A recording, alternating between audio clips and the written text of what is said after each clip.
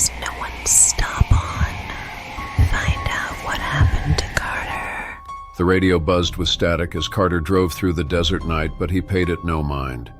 The midnight air was thick, unsettling, as though the world around him had fallen silent in warning.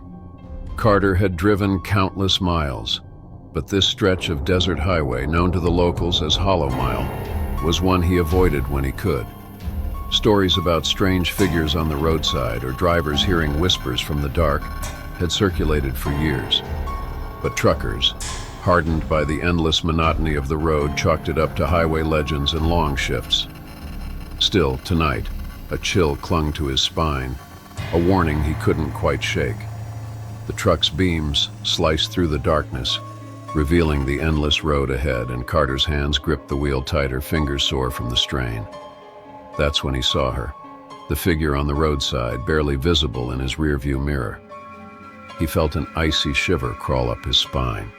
Dressed in a thin, torn dress that hung limply in the desert wind, her silhouette was unmistakable. She was standing perfectly still, hand raised, thumb outstretched. A hitchhiker, in the middle of nowhere, in the dead of night. Carter shook his head, willing himself to keep driving. He'd been driving for 16 hours straight. Maybe he was just tired, seeing things that weren't there. But a moment later, he glanced in the mirror again, and there she was, closer now, her eyes nearly visible through the dim light. A feeling of unease washed over him, stronger than before. Against all instinct, he took his foot off the gas, the truck coasting to a near stop as he tried to get a better look. That's when she vanished. His heart pounded in his chest, his skin prickling with the sensation that he wasn't alone. The night felt thicker, pressing in on him. With a shaky breath, he pressed down on the gas, speeding up. He wasn't one to frighten easily, but something about the road tonight, about her, was different.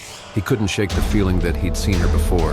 A minute later, a voice broke through the radio, cutting through the silence like a knife. The words were garbled, static hissing between them, but he heard enough to make his blood run cold. "Did you, see me, there?" The words repeated, a haunting loop, until finally the radio cut out entirely. He fumbled with the dial, but nothing worked. The truck was silent again, leaving only the hum of the tires on the asphalt and his own shaky breathing. When he risked another glance in the rearview mirror, he nearly swerved off the road. The woman was no longer on the roadside. She was standing on the back of his truck, fingers gripping the sides of the trailer, her hollow eyes locked onto him. In a panic, he punched the gas, the truck lurching forward. She didn't move, didn't sway. She just stared, her face expressionless, yet so full of a sorrow that made his chest ache. Faster and faster he drove, his mind reeling. He remembered now, he had seen her before. It was years ago during a storm. He'd been hauling a heavy load through the same desert, trying to beat the flash floods. The rain had come down so hard he could barely see, and then he'd seen her soaked and bedraggled, hand out in the pouring rain. Carter had stopped, the way any decent person would. But when he'd rolled down the window and saw her face, a face twisted with fear and pleading, something had snapped inside him. He couldn't explain it, but dread had crept over him, paralyzing him with the instinct to drive, and so he had. He left her standing there in the deluge, watching him disappear into the storm. His foot pressed harder on the gas now, as if he could outrun the memory. But the woman clung to the back of his truck, eyes unblinking, never breaking her stare. Suddenly, he heard a soft sound like a faint gasp behind him. Slowly, almost mechanically, he turned to look at the passenger seat. There she was, sitting right beside him, close enough to touch. Her skin was pale, almost translucent in the dim glow of the dashboard lights. Her eyes wide and unblinking, she stared straight ahead, lips pale, hands folded neatly in her lap. Her entire body as still as a tombstone. A cold sweat broke out across Carter's forehead. He swallowed, struggling to find his voice, but his throat was so dry it felt like sandpaper. He gripped the wheel so hard his knuckles turned white.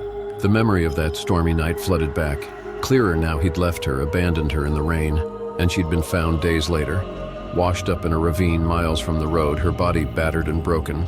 With trembling lips, he whispered, I'm sorry, I should have helped." Her head turned toward him, her empty eyes meeting his. A strange, twisted smile stretched across her lips. "You didn't see me then, Carter, but I know you see me now."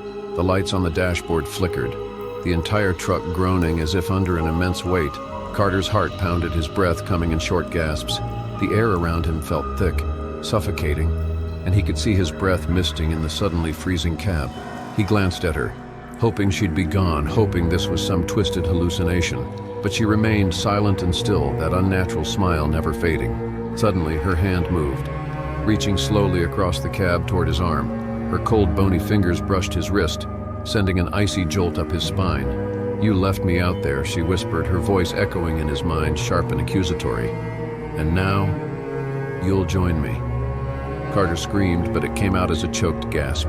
The headlights flickered wildly, the truck swerving as her hand tightened around his wrist like a vice, pulling him closer. Shadows thickened in the cab, swallowing the dashboard lights, the road, everything. All Carter could see was her face, her hollow, haunting eyes, her smile growing wider as if she were about to devour him whole. The truck swerved violently, skidding off the road and into the dark desert. A loud crash echoed into the night, metal screeching as the semi-truck rolled, tumbling down an embankment before coming to a silent halt in the desolate sand. By dawn, Carter's rig was found, overturned, smashed beyond recognition. No one could explain the strange, frost-bitten handprints burned into the inside of the cab, nor the single muddy footprint left on the seat. Carter himself was gone. His body never recovered. Locals say that late at night, if you drive down Hollow Mile, you might see his midnight blue truck idling by the side of the road, lights flickering in the dark. And some say if you look close enough, you'll see him too, still gripping the wheel with a pale woman seated beside him, her hollow eyes watching, forever patient, waiting for the next driver who dares to pass by. Can you survive the next tale? Subscribe and find out.